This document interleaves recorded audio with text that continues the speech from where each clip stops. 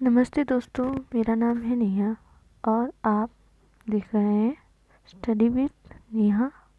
यहाँ हम हिंदी के कुछ चैप्टर कवर करेंगे जो यूपीपी यूपीएसआई के लिए ठीक रहेगा। ओके, चलिए स्टार्ट करते हैं। देखिए, पहला चैप्टर जो हमारा इसमें है वो हिंदी भाषा का मुख्य परिचय से रिलेटेड होगा, जिसमें प्रमुख बोलियां भी होंगी। तो आइए देखते हैं।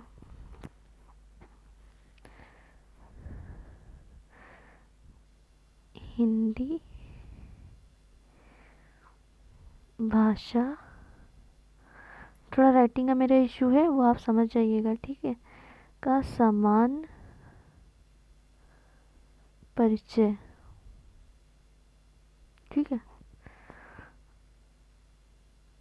एवं प्रमुख बोलियां। आइए आज इनके बारे में पढ़ते हैं। तो देखिए, जो हिंदी शब्द है, जो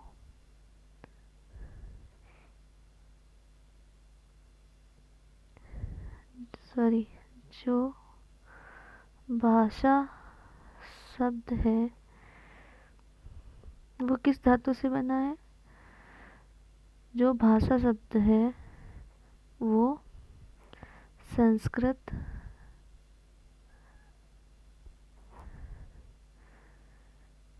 की धातु से बना है, ठीक है। अब आइए इसकी परिभाषा देख लेते हैं। देखिए, इसका मतलब कि हमारी भाषा का जो अर्थ है वो क्या है? बोलना या कहना, ठीक है। तो भाषा वह माध्यम है जिसके द्वारा हम मनुष्य को अपनी बातें उससे कर मतलब कि अपनी भावनाओं, अपने विचारों को, भावों को व्यक्त कर सकते हैं, ठीक है। तो आइए इसकी परिभाषा देख लेते हैं या अर्थ मान लो।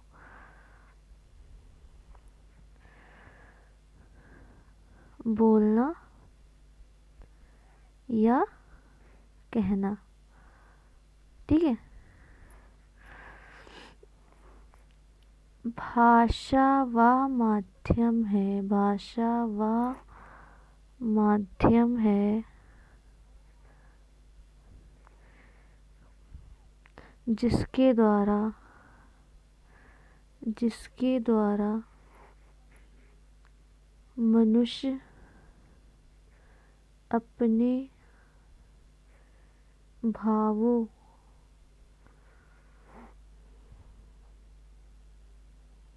दूसरा ले लेते हैं,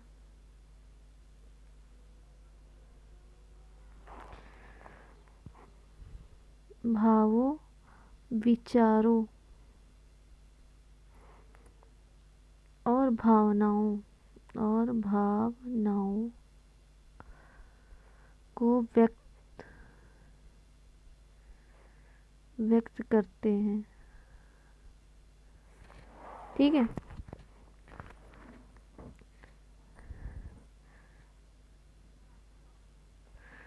अब ऐसे ही मान लो शब्दों के सार्थक समूह या संकेत को भाषा कहते हैं, ठीक है। या संकेत को भाषा कहते हैं। अच्छा, इधर देख लीजिए। अब पंडित कामता प्रसाद गुरु के अनुसार भाषा क्या है? भाषा वह साधन है, भाषा, एक सेकेंड,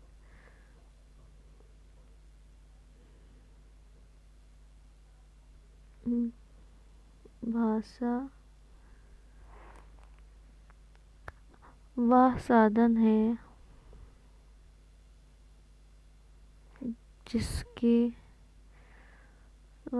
है जिसके द्वारा मनुष्य अपने विचार दूसरों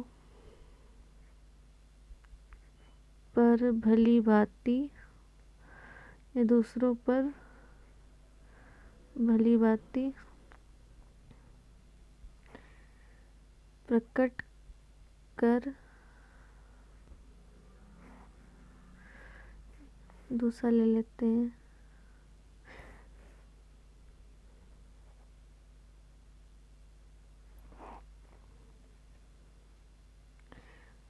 प्रकट कर सकता है, ठीक है, प्रकट कर सकता है।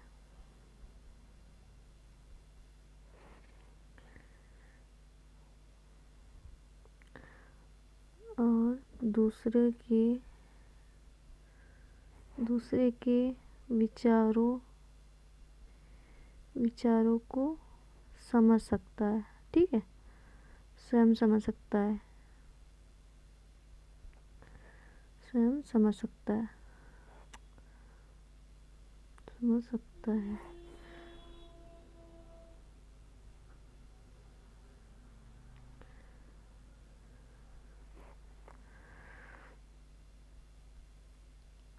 समझ सकता है, ठीक है, ये हमारा हो गया। भाषा के कितने रूप होते हैं, तो हमने क्या पढ़ा था, पंडित कामता प्रसाद गुरु के अनुसार भाषा वह साधन है जिसके द्वारा मनुष्य अपने विचारों को दूसरों पर भली भांति प्रकट कर सकता है और स्वयं भी समझ सकता है। तो भाषा के कितने रूप होते हैं, भाषा के 3 रूप होते हैं। भाषा के रूप 3 प्रकार हैं, ठीक है। कौन कौन से हैं, आइए देख लेते हैं। Number 2, number 3। पहला है मौखिक भाषा। मौखिक भाषा, अच्छा, मौखिक भाषा में क्या होता है? मौखिक भाषा में ये होता है, परिचय देना होता है। जैसे मान लीजिए हमने कोई स्टेज पे स्पीच दी, ठीक है, या हमने किसी को अपनी विस्तार पूर्वक बात कही, ठीक है। लिखित भाषा में क्या होता है, लिख कर देना पड़ता है, जैसे पत्र हो गया, ठीक है, निबंध हो गया, यहाँ हम लिख देंगे परिचर्चा, ठीक है, निबंध हो गया। तो हम इसको लिखकर अपने भावनाओं या किसी चीज़ को या किसी के बारे में उसके बारे में लिखकर हम प्रकट कर सकते हैं, जिसको लिखित भाषा बोलते हैं, ठीक है, लिखकर प्रकट कर सकते हैं। और तीसरा कौन सा है, सांकेतिक भाषा। अच्छा, सांकेतिक भाषा में क्या है, जैसे गूंगा है या कोई बच्चे हैं या हम ही हैं, हमने किसी को इशारों पूर्वक दूसरे को समझाने की कोशिश करी या कोई इशारा किया, तो यहाँ पर क्या हो जाता है, सांकेतिक भाषा का प्रयोग होता है, ठीक है। चलिए नेक्स्ट देख लेते हैं।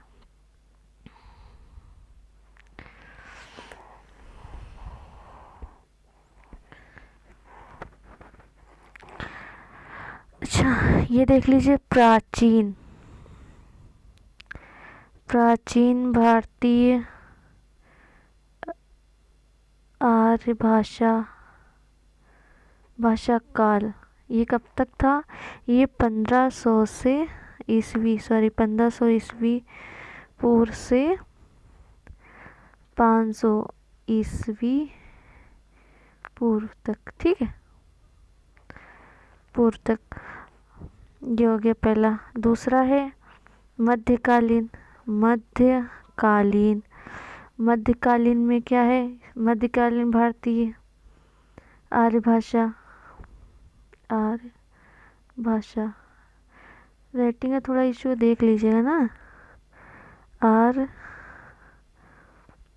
आर्य भाषा जो है, आर्य भाषा काल, वो है 500 ईस्वी पूर्व से 1000 ईस्वी पूर्व तक, ठीक है।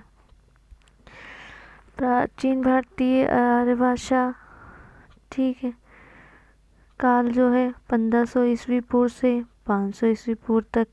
मध्यकालीन भारतीय आर्य भाषा काल 500 ईस्वी पूर्व से 1000 ईस्वी पूर्व तक। ठीक है, आइए देख लेते हैं आधुनिक भाषा। तो आधुनिक भाषा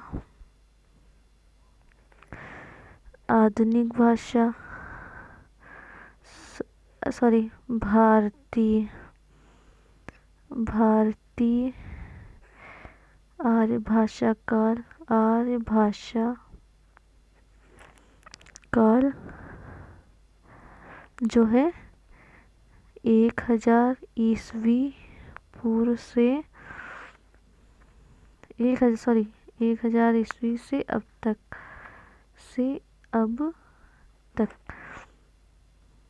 ठीक है, ना हो गया। चलिए अब आगे देख लेते हैं।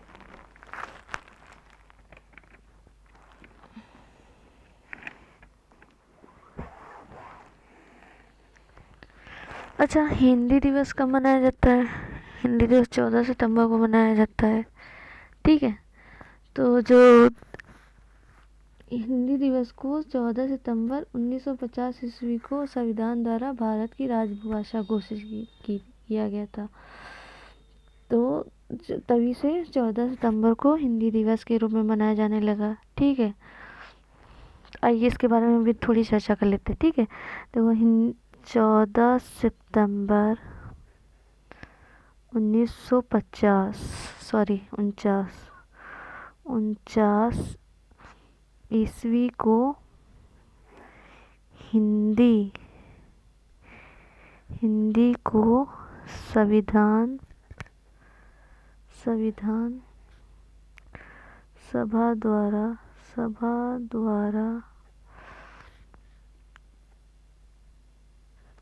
भारत को राजभाषा घोषित किया गया था।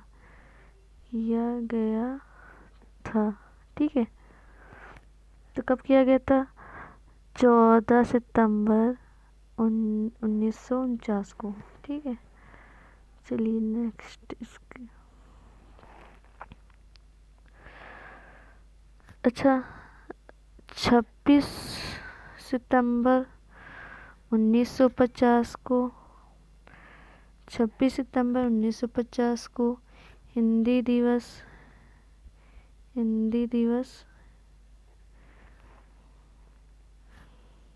के रूप में मनाया जाता है। सॉरी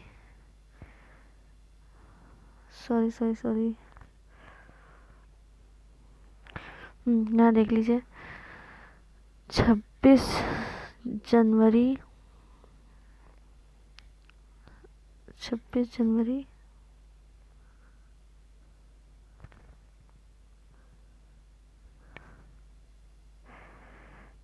कट कर देते हैं इधर।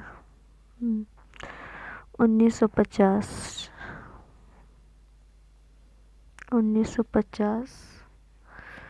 को हिंदी को भारत की राजभाषा के रूप में संवैधानिक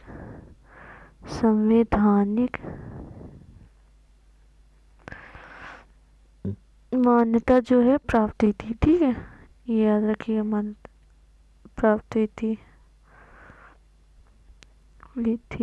ठीक है,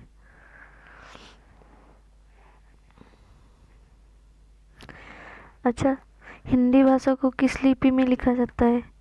ये देख लीजिए, हिंदी भाषा को देवनागरी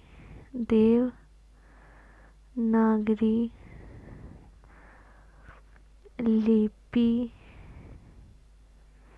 लिपि में लिखा जाता है, ठीक है। देवनागरी लिपि में लिखा जाता है। अच्छा, इसे ना नागरी लिपि भी कहते हैं, ठीक है। इसे नागरी लिपि भी कहते हैं, नागरी लिपि भी कहते हैं, ठीक है।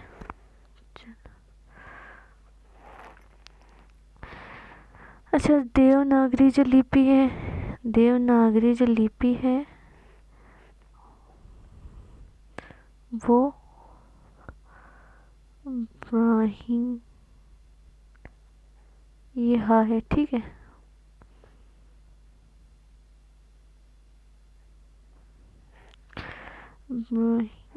चलिए हम इसको ठीक से लिख देते हैं।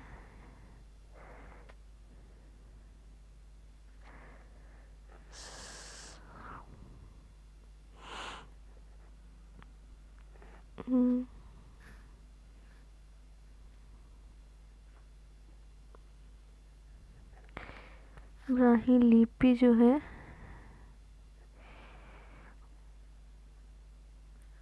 और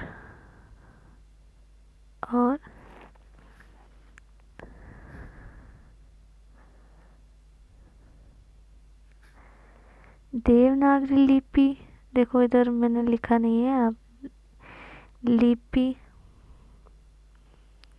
ठीक है। ब्राह्मी लिपि, ठीक है। इधर हम कट कर देंगे, 1 मिनट।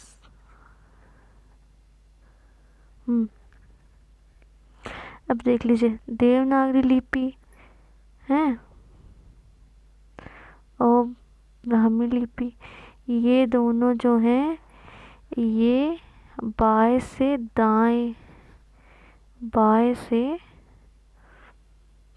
दाएं लिखी जाती है, बाएं से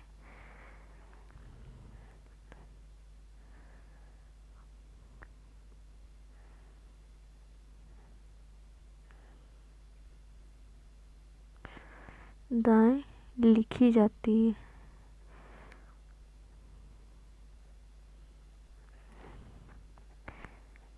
ठीक है। राइटिंग का थोड़ा इश्यू है, आप लोग समझ जाइएगा।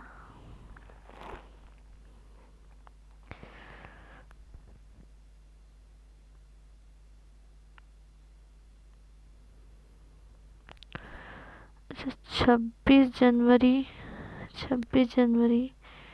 1950 को भारत का संविधान लागू होने के साथ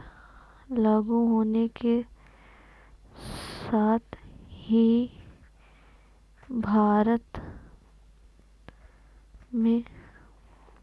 भारत में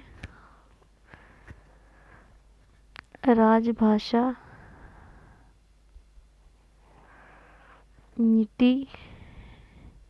नीति भी लागू हुई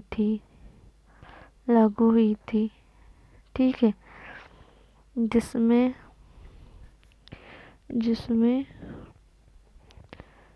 भारतीय संविधान हम शॉर्ट में लिखे दे रहे हैं, ठीक है। आप लोग समझ जाइएगा। संविधान के भाग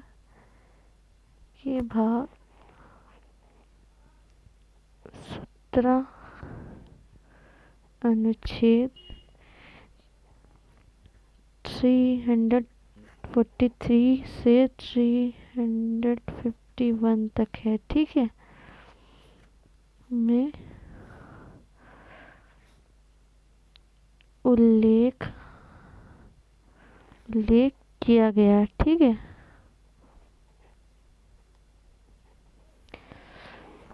इतना समझ गए आप?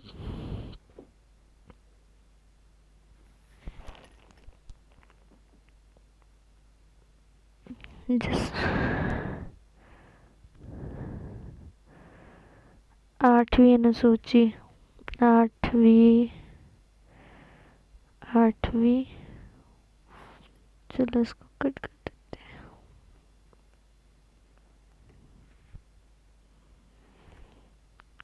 आठवीं अनुसूची में, ये तो सभी को पता होगा, 22 भाषाओं 22 भाषाओं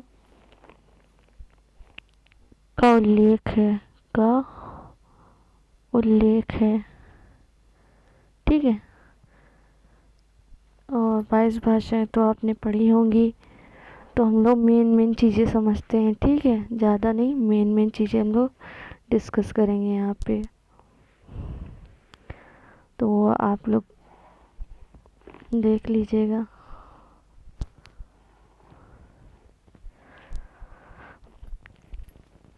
अच्छा, जो हम ये जो देवनागरी और ब्राह्मी लिपि जो भाषाएं थी, बाएं से दाएं और जो लिखी जाती, इनकी पहचान कैसे होती है आपको पता है? इनकी पहचान क्षैतिज रेखा होती है, जिसे शिरोमणि रेखा भी कहा जाता है। क्षैतिज रेखा किसे कहते हैं? ये जो ऊपर खींची जाती है, जैसे मान लो हमने कुछ भी लिख लिया, जैसे मान लिया कमल, ये जो मैंने मात्रा खींची, ये हमारी क्या है? ये शिरोमणि है, सॉरी शिरो रेखा, इसको शिरो रेखा बोलते हैं। ठीक है, और ये पहचान के लिए, पहचान में क्षैतिज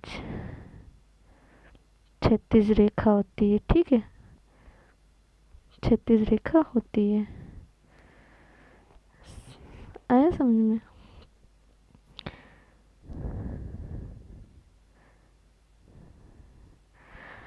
अच्छा, देवनागरी लिपि में लिखी जाने वाली प्रमुख भाषाएं कौन कौन सी हैं? उनमें जो मेन है वो हम डिस्कस करेंगे। ठीक है, जैसे देवनागरी लिपि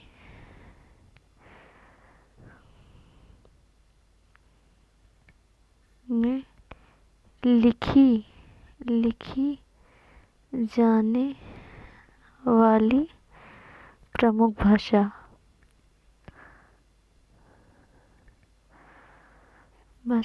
कौन कौन सी? जैसे हिंदी है, ठीक है, संस्कृत है, ठीक है, पाली है, मराठी है, सिंधी, भोजपुरी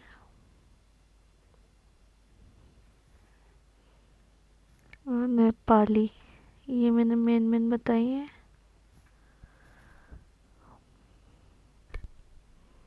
ठीक है तो बहुत सी।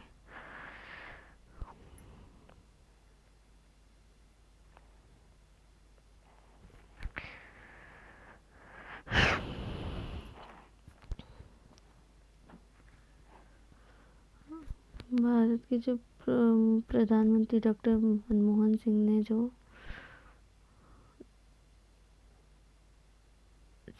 भारत के लिख ही देते हैं, पूर्व पीएम डॉक्टर मनमोहन सिंह ने 10 जनवरी 2006 प्रत्येक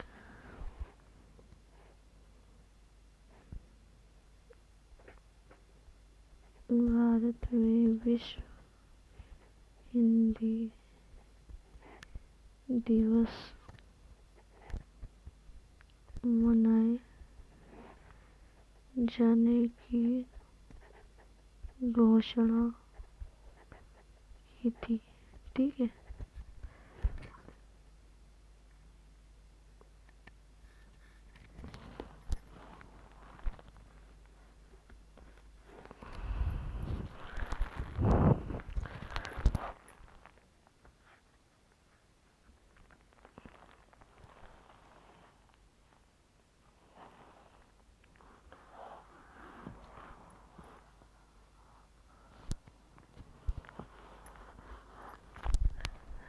हिंदी दिवस का पहला आयोजन कहाँ हुआ था? हिंदी दिवस का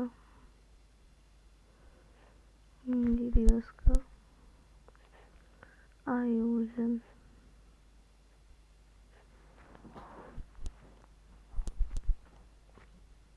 कहाँ हुआ था? पहला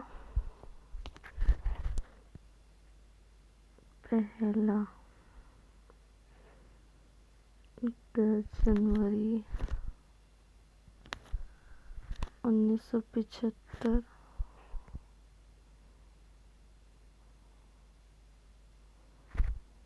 ये कहाँ हुआ था? नागपुर में।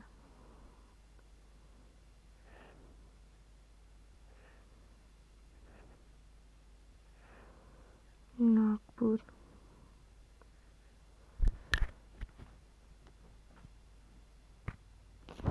और इसकी थीम क्या थी? और इसकी थीम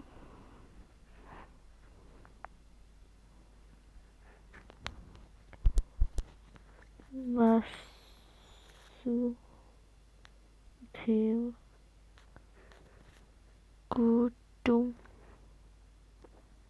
कुटुंबकम। ठीक। और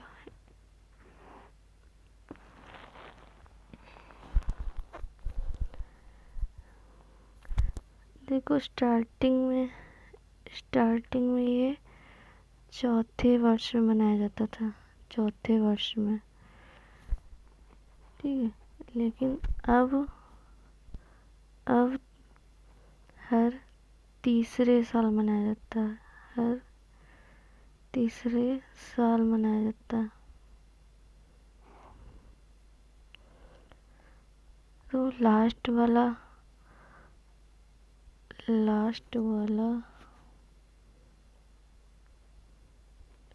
कब मनाया गया?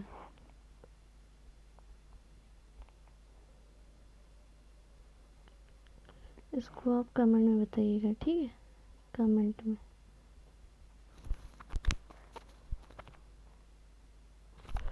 अच्छा, उस टाइम उस टाइम पीएम कौन था? उस टाइम पीएम जो है कहाँ गया? 10 जनवरी 1975 में इंदिरा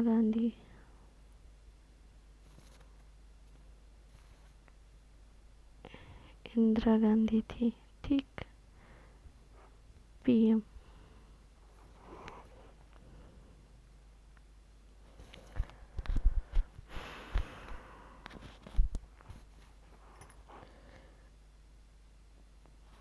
अच्छा, यूपी में बोले जाने वाली भाषा है। यूपी में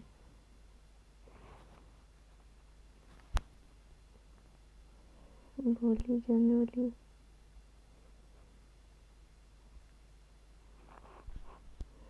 बोलियां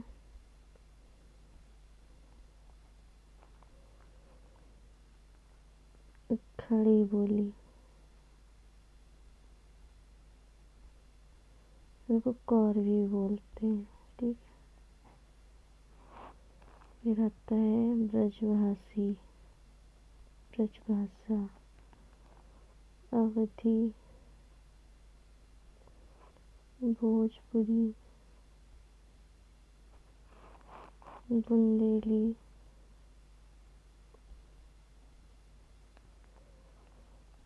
कन्नौजी, ठीक।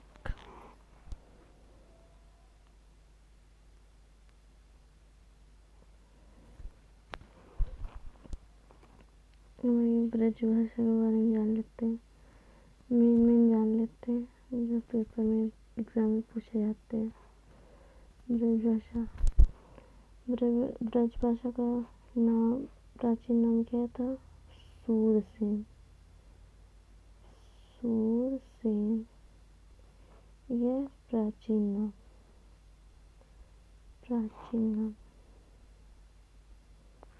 ठीक। यह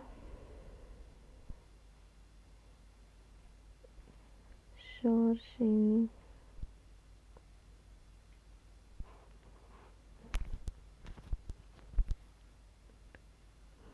अपभ्रंश से विकसित है।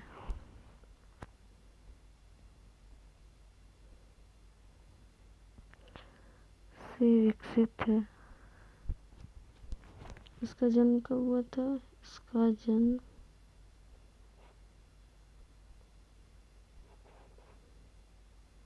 1000 ईस्वी के आसपास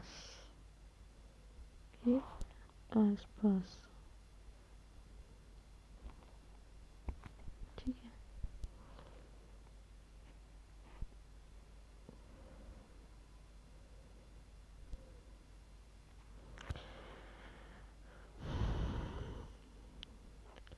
ये 3.5 करोड़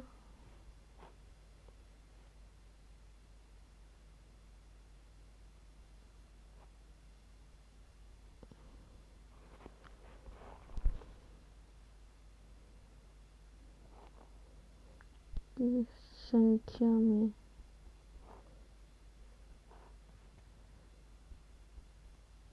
बोले जाने वाली भाषा है। ठीक है।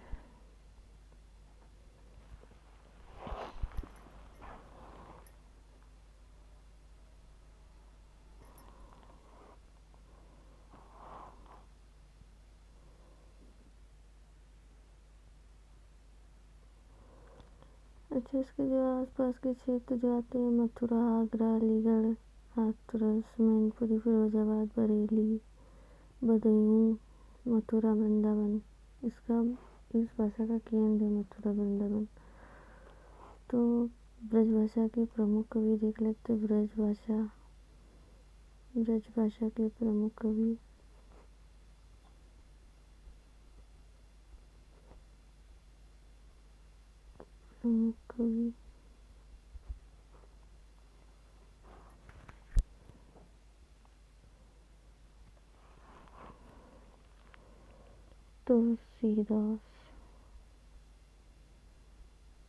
तुलसीदास,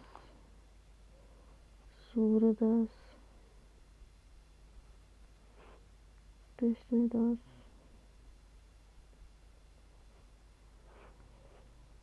बिहारी,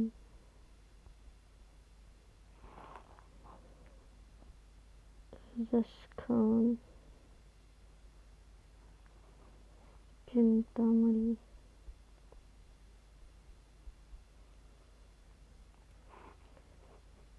भूषण, मीराबाई,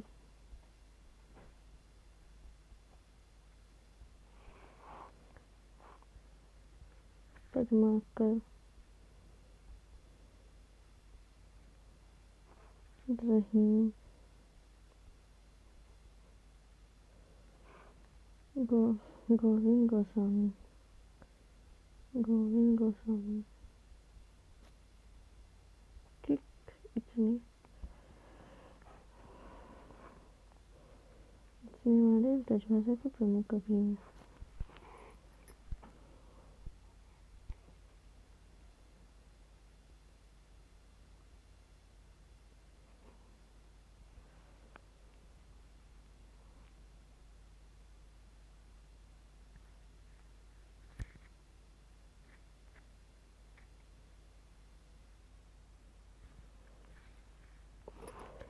अच्छा, इनकी विशेषताएं क्या है?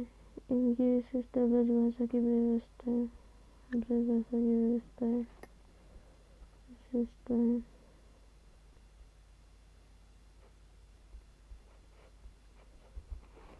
इसमें जो है ए ओ को ए औ करके बोला जाता है। जैसे मान लीजिए उद्धव, मेरू,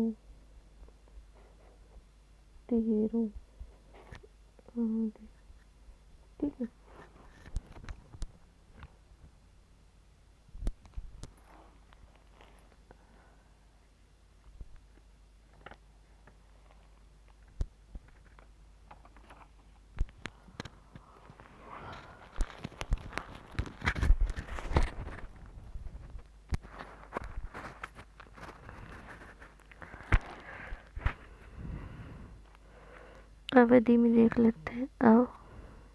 अवधि अवधि में क्या है, इसका केंद्र क्या है, अवध अयोध्या। अवध अयोध्या केंद्र, ठीक है।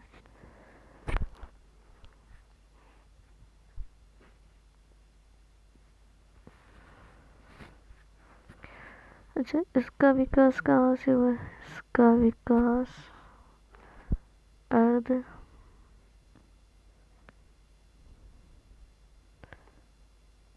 मागधी अपभ्रंश से हुआ, ठीक है। अर्ध मागधी अपभ्रंश। इसके क्षेत्र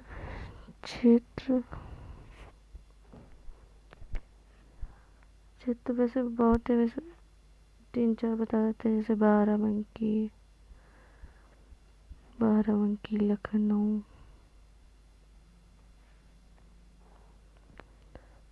रायबरेली,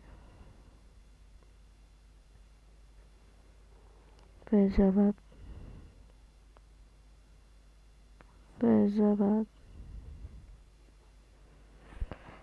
है तो बहुत सारे, ठीक है। जैसे उन्नाव हो गया, गोंडा, सुल्तानपुर, इलाहाबाद, फतेहपुर, सीतापुर, प्रतापगढ़, मिर्जापुर, पश्चिम भाग तक अवधि का क्षेत्र है।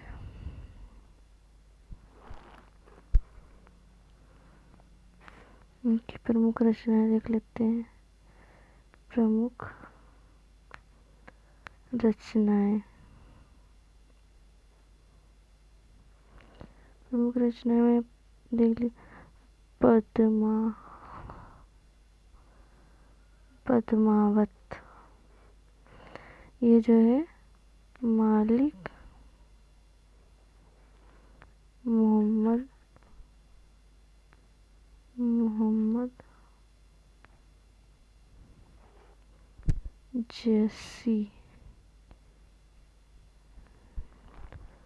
जैसी द्वारा रचित है, ठीक है।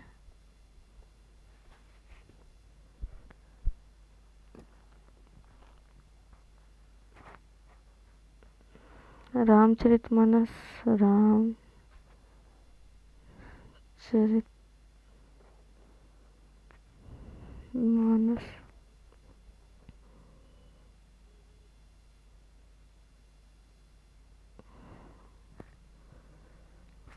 तुलसीदास द्वारा, तुलसीदास, ठीक।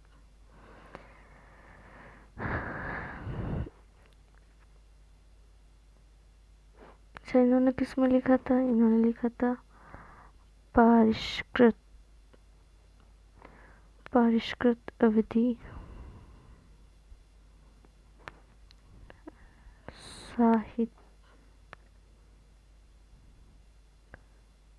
साहित्य अवधि में लिखा था, ठीक है।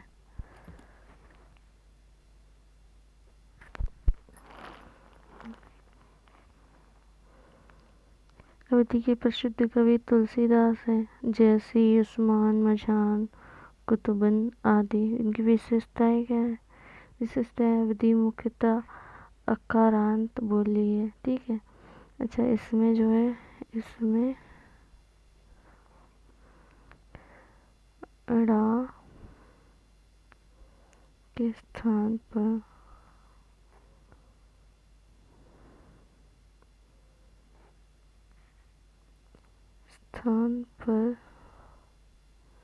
न आता है, जैसे प्राण होता है तो प्राण,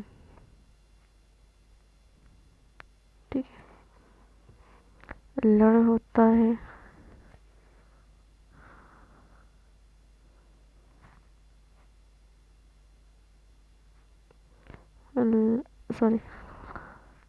ला और आ होता है तो उसके स्थान पर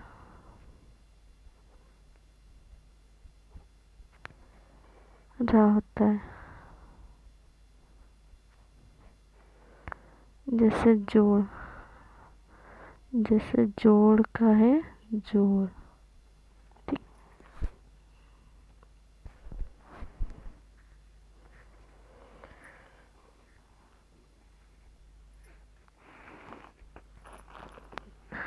बातें खड़ी बोली पे।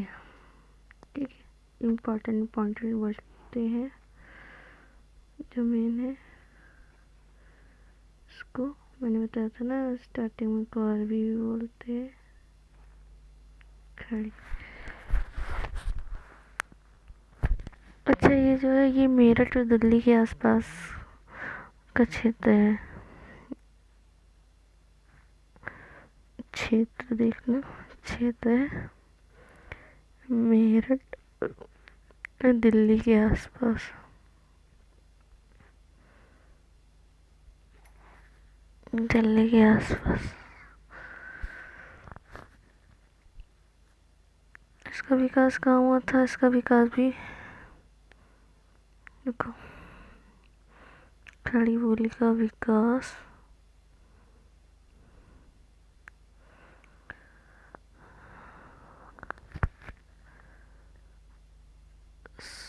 और सैनी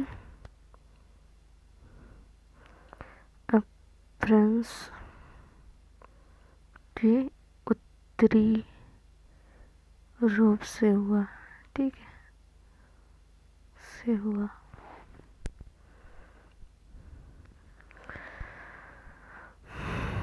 अच्छा, कार्वी, इस कार्वी नाम किसने दिया था? कार्वी नाम जो है, कार्वी नाम जो है वो राहुल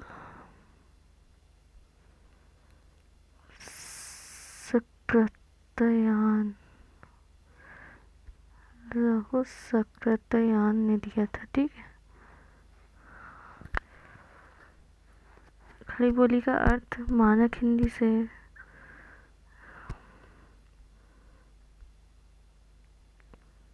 खड़ी बोली का अर्थ जो है क्या है? मानक हिंदी से है, मानक हिंदी से है। ठीक है।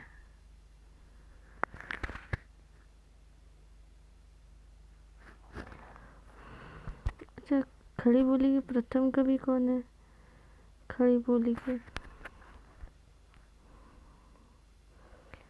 खड़ी बोली के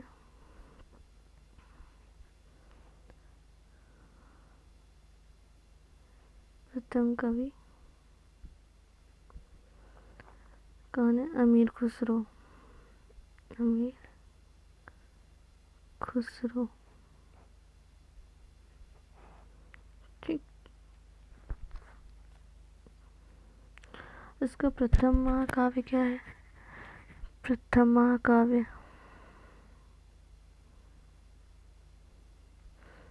प्रथम महाकाव्य है प्रिय प्रवास। ठीक है, प्रिय प्रवास। इसके रचयिता कौन है प्रिय प्रवास के? अयोध्या सिंह उपाध्याय हरिओद। अयोध्या सिंह उपाध्याय हरि ओद। ठीक है, हरि ओद, ये ओद लिखा है।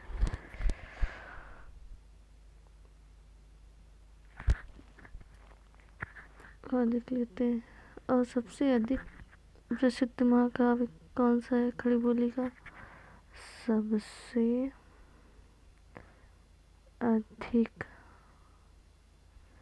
प्रसिद्ध महाकाव्य कौन सा है? कामायनी।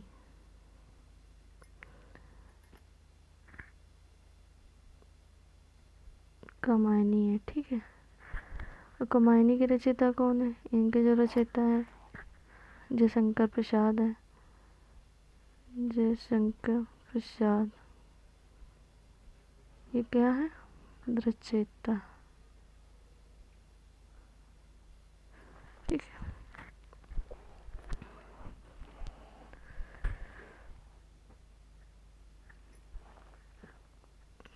अच्छा, खड़ी बोली शब्द का सर्वप्रथम प्रयोग किसने किया था? खड़ी बोली का सर्वप्रथम प्रयोग लल्लू लाल ने। ठीक है। और सदल मिश्र सर्वप्रथम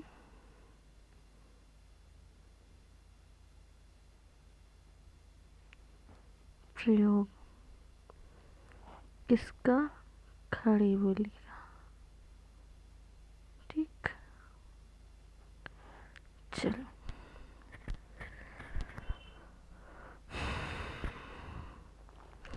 अच्छा, खड़ी बोली के क्षेत्र कौन कौन से हैं? खड़ी बोली के क्षेत्र उत्तर प्रदेश में जैसे रामपुर, हरिपुर, मुरादाबाद, बिजनौर, मेरठ, गाजियाबाद, सहारनपुर हो गया, मुजफ्फरनगर तक मतलब कि विस्तृत है।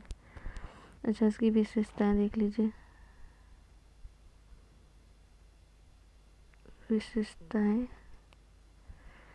इसमें जो है, इसमें भी वही है, इसमें भी ण के स्थान पर ना होता है। ठीक है, ना होता है।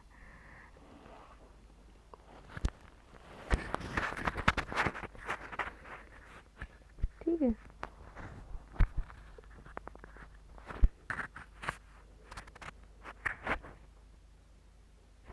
देखो, बुंदेली ऐसे ही पढ़ लेते हैं हम लोग। ठीक है, ज़्यादा वैसे ही कम पूछा जाता है। बुंदेली क्षेत्र में बोली जाने वाली भाषाओं को बुंदेली कहा जाता है। इसका अच्छा, इसको इम्पोर्टेंट बता देते हैं। बुंदेली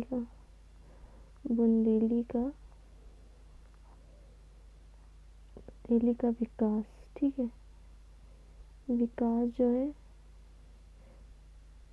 सौसेनी अपभ्रंश से हुआ। ठीक है, सौसेनी अपभ्रंश से हुआ। और उसके क्षेत्र जैसे झांसी है, जलौन है, हमीरपुर है, बांदा है, पश्चिम भाग जो है वो उसमें बुंदेली बोली जाती है।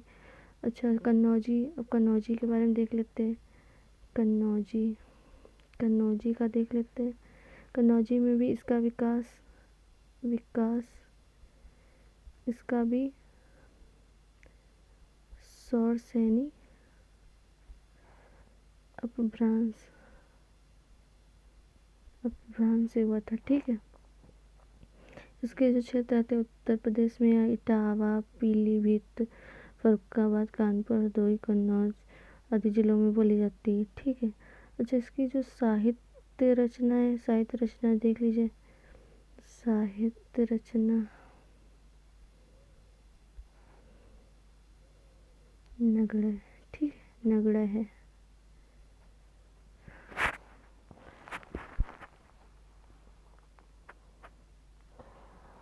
कुछ इम्पोर्टेंट चीज़ें देख लेते हैं। और जो इसका हम प्रैक्टिस सेट है, इसको हम कल 10 क्वेश्चन आपसे पूछेंगे इसी से रिलेटेड। तो आप इसको पढ़ के आप MCQ कल दे सकते हैं। ठीक है। देखो, नंबर 1 है विश्व हिंदी सचिवालय। इसका जो सचिवालय है वो मॉरिशस में। ठीक है, सचिवालय मॉरिशस में स्थित है। ठीक है, दूसरा देख लेते हैं। दूसरा अपभ्रंश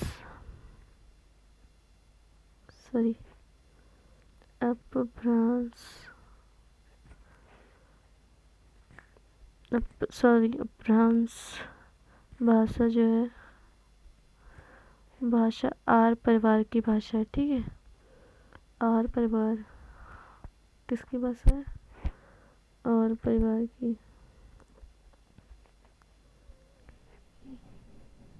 भाषा है। अच्छा, तीसरा देख लीजिए। तीसरा है पाली भाषा का अन्य नाम क्या है? पाली भाषा का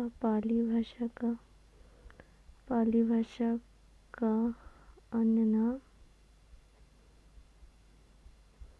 क्या है? प्राकृत। ठीक है, प्राकृत है।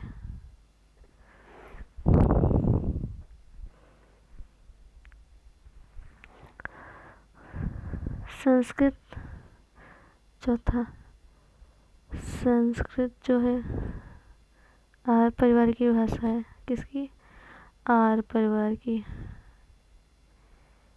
भाषा है। ठीक है, इतना समझ में आया? पांचवा देख लेते हैं।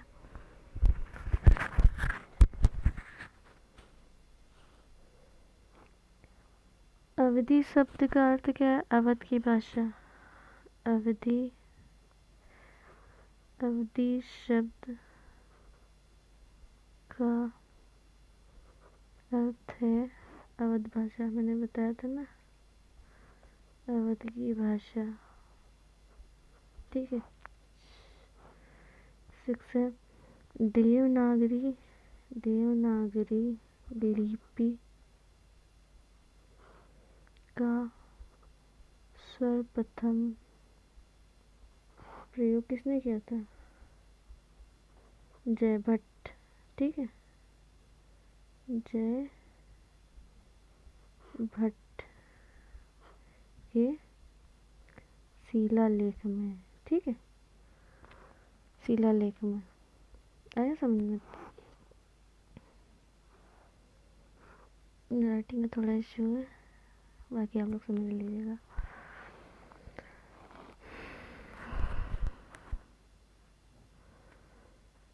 अच्छा, पाली भाषा संस्कृत भाषा की अपभ्रंश है, ये तो आपको पता ही होगा।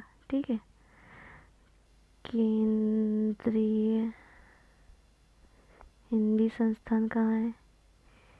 हिंदी संस्थान कहाँ है? आगरा में।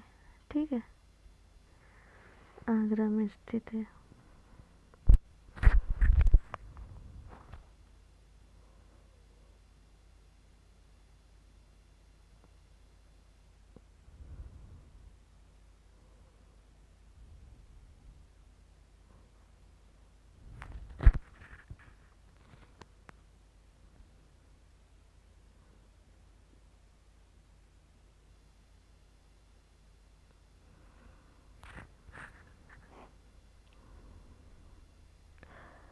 वर्तमान हिंदी का प्रचलित रूप खड़ी बोली है। ठीक है दोस्त, अगर वीडियो पसंद आई हो आपको हिंदी की, ये हमारा चैप्टर जो है कंप्लीट हो गया है। इसका MCQ 10 से 12 हम इसको कल कंप्लीट कराएंगे। ठीक है, आप इतना पढ़ लीजिएगा, उसी में से हम आपको कराएंगे। अगर आपको ये चैनल पसंद आए तो लाइक एंड सब्सक्राइब ज़रूर करिएगा। ठीक है, और शेयर भी। Thank you.